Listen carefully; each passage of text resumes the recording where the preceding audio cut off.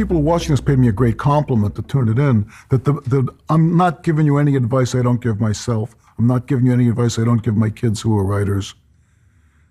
What I'm telling you is the way I live my life.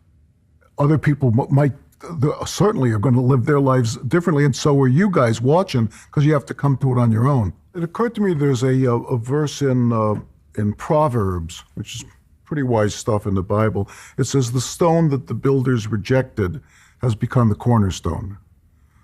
And this verse came home to me very strongly once. I lived for many, many years up in very rural Vermont, and I was laying a stone wall, just a laid stone wall. And what happens when you're doing a laid stone wall is there's some stones which just won't fit, right? You want a stone to fit in a certain way.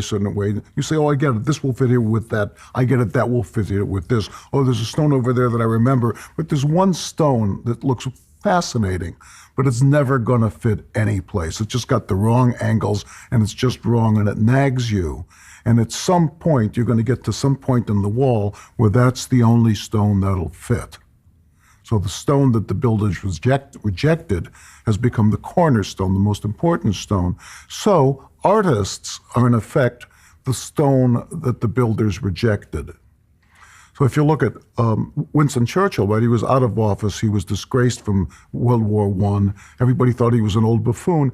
He was just good for one thing, which was saving Western civilization. Or Ulysses S. Grant was last in his class at West Point. He was a drunkard. He was indigent. When they found him at the beginning of the Civil War, he was selling firewood and starving to death. After the Civil War, he was a dreadful drunken president. The only thing he was good at was at winning the Civil War. He was just good at that one thing. So I'm a guy who got very, very, very, very lucky. And I grew up in Chicago in a time when people who became the people around me were creating their own theaters in garages. You know, William H. Macy and Laurie Metcalf and John Malkovich and John Cusack, Annie Cusack and Joan Cusack and Joey Mantegna, William Peterson, Dennis Franz. These people were, Andre DeShields, these people were all creating little garage theaters. And I walked into the middle of it. And I said, well, didn't I get lucky? And I started writing plays. And I never stopped. And you can do it too. Or if you want to try, you can certainly try to do it too. What's stopping you? That's the question, and that's the question of Stoical philosophy. Stoa is Greek for porch, and the Stoics were the guys who sat out on the porch. So when you say the Stoics, it sounds like a very heavy term, but it means the porch guys. So the porch guys used to say, only aspire to the things you can award yourself. Honor, honesty, patience, perseverance. You can award those to yourself. Only hate things that you can avoid. Dishonesty, sloth, intemperance. Don't desire something you can't award yourself, fame. And don't hate those things that you can't avoid, dishonesty in others. And they said, here's the best test for you.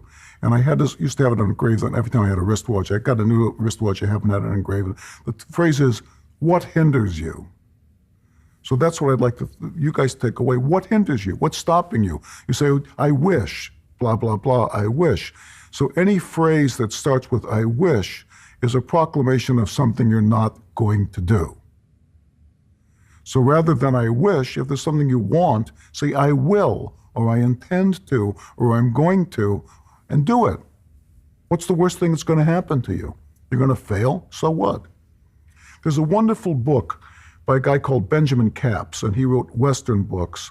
And he wrote one book about a true story about a woman who was a member of the Crow Nation, I believe. She'd been kidnapped and was raised as a Crow. She wasn't really a Crow. She was a Shoshone or something like that. She was raised as a Crow, and she became the chief of the tribe. And the tribe had never, ever, ever had a chief who was a woman before. But she, through her excellence, became chief of the tribe. And someone came to her when she was putting herself forward in council, and someone said, you know, you're going to get into a lot of trouble. And she said, what's wrong with trouble? So I thought that was a pretty great phrase. And the last thing I'd like to leave all you with, and thank you for your attention, is a story from a book by a guy called Alfred Bester, who was a British science fiction writer. And he wrote a book of mid-50s called The Demolished Man, and it's in the future, and there are mind readers. It's been discovered that some people can actually read minds for real. And also they've discovered this time warp so that people can travel over millions of light years to a different galaxy, but there's only one way to communicate with them, and that's through the mind readers.